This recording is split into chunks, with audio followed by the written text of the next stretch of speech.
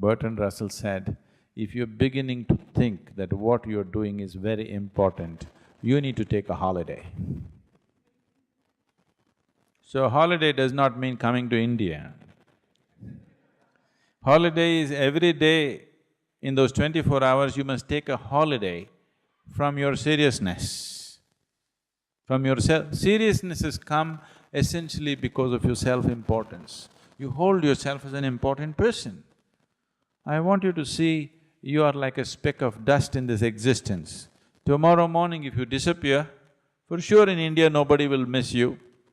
Even down under, they won't bother much, A handful of people, they will also forget soon enough.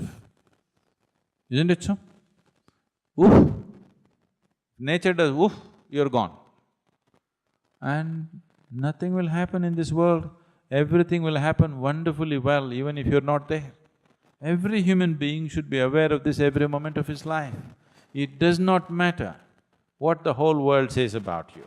It does not matter how significant a work you're doing. You must understand that tomorrow morning the world will go on fine without you, whoever you may be. Isn't it so?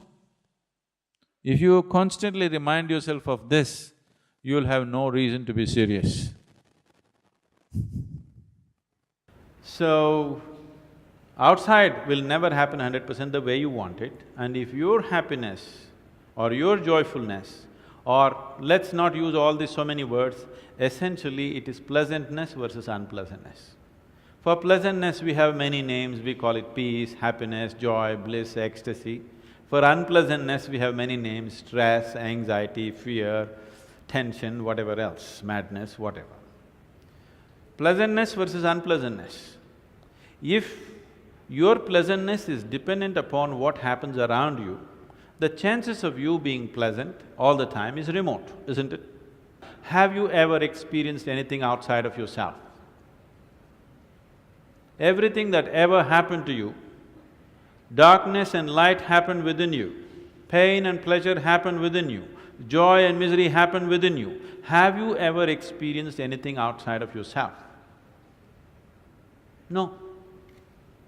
So what I am asking you is, what happens within you? Who should determine how it should happen?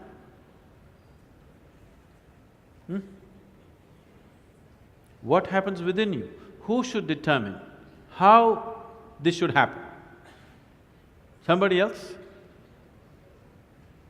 Definitely you should determine what should happen within this, isn't it? So if you determine what's happening within this, your whole experience of life will be determined by you, nobody else but you, isn't it?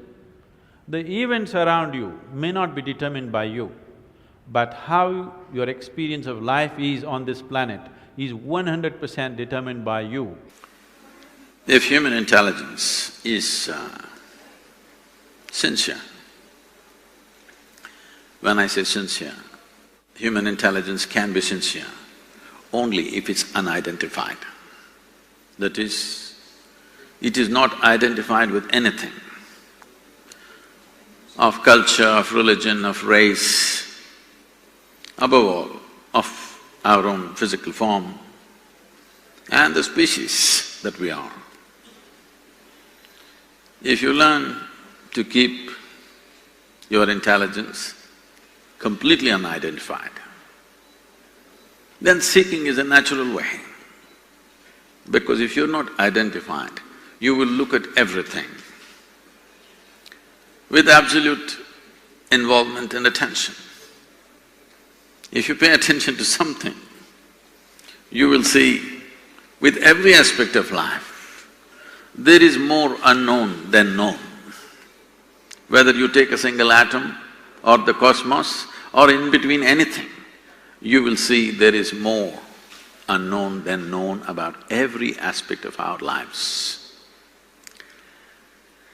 So in this context, the yogic culture always trained people to be identified with their ignorance, because how much ever we know, our knowledge is such a small thing, but our ignorance is boundless. So that to make the identity as boundless as possible, it's best to identify with ignorance rather than knowledge, because knowledge is a certain boundary that you've set for yourself. So the moment you see this, seeking is a natural consequence. It is not a choice.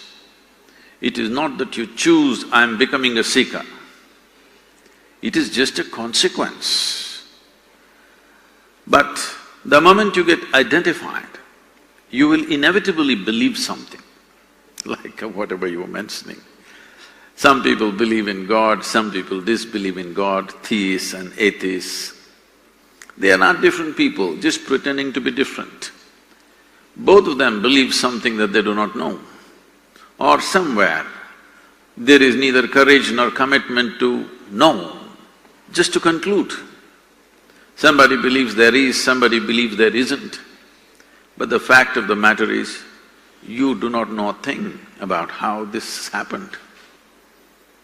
It doesn't matter if you live here for 1,000,000 years and pay as much attention as you want to everything, you will see your ignorance will unfold, not knowledge. The more you know about it, about anything, the more you will realize there is much more to be known. So seeking is not some kind of a religion by itself. Seeking is not an identity that you take on.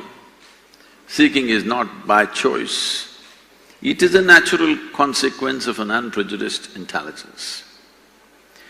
Believing is convenient because when you believe, you will become confident. Confidence without clarity is a disaster. There is too much of this disaster happening in this world because you can shout a slogan and become very confident even if you can't see a thing. There is no substitute for clarity. Clarity needs a constant pursuit. But confidence is a closure. Belief means you have closed something within yourself. It may give you immediate advantages of looking confident in front of other people, but the most idiotic are always very confident. In fact, confidence is a stupid thing.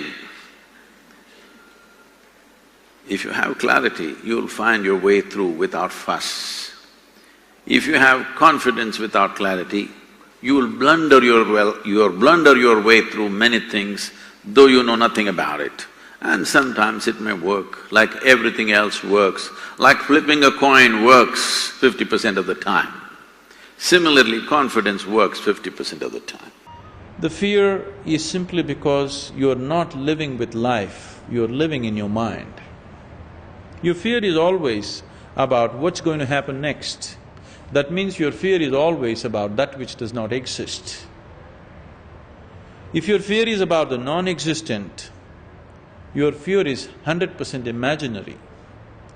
If you're suffering the non-existential, we call that insanity. So, people may be in just socially accepted levels of insanity, but if you're afraid or if you're suffering anything which does not exist, it amounts to insanity, isn't it? People are always suffering, either what happened yesterday or what may happen tomorrow. So your suffering is always about that which does not exist, simply because you're not rooted in reality. You're always rooted in your mind. Mind is… one part of it is memory, another part of it is imagination. Both of them are in one way imagination, because both of them don't exist right now. You're lost in your imagination, that's the basis of your fear. If you were rooted in reality, there would be no fear. My brains don't work. You do whatever you like, yeah. How are things? Well. Welcome to the program. Thank you. I was just thinking about you when I was going over the story of your life and what you think your mission is. Like, the purpose, everybody tries to find their purpose. Have you been able to articulate to yourself what it is? No, I don't have a purpose, and I think it's unnecessary for each individual to have create or invent their own purpose. Life has its purpose. Our business is to see how well we can fulfill that. That's what I like about what you talk about, because so much about anything that's spiritual or religion applies so much value to the self as opposed to just experience what's already there. We are just a piece of life. Yeah. If this can become a full-fledged life, that's all there is. It's just that because there is no sense of balance and joy and peacefulness in people, people are trying to find a purpose, and always a God-given purpose. And what makes each individual think that God is giving you a particular purpose? Right. It's a large creation, you know. Now, are you That's all talking there about is. consciousness or the physical purpose, like in the way that an ant serves a purpose in an ecosystem? Consciousness is our own thing. Consciousness is not our own thing. No, but I mean in terms of like people sometimes, you know, you do your job as a physical being, and that might be your job. What's the immediate purpose right now? Right, but that's it. So do you think that, are you talking about just the physical being or are you talking about something else? So this is what… when people are looking or when people are in pursuit of happiness, they're trying to do specific things that they like. If your life is an expression of your joy, then you're not looking at what you can do, you're looking at what is needed and you do that well.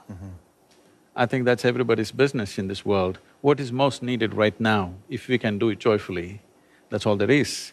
I want to fulfill my whim and you want to fulfill your whim, and there's a whole lot of problem. We're doing a whole lot of unnecessary things on the planet because we're in pursuit of happiness rather than being an expression of joy.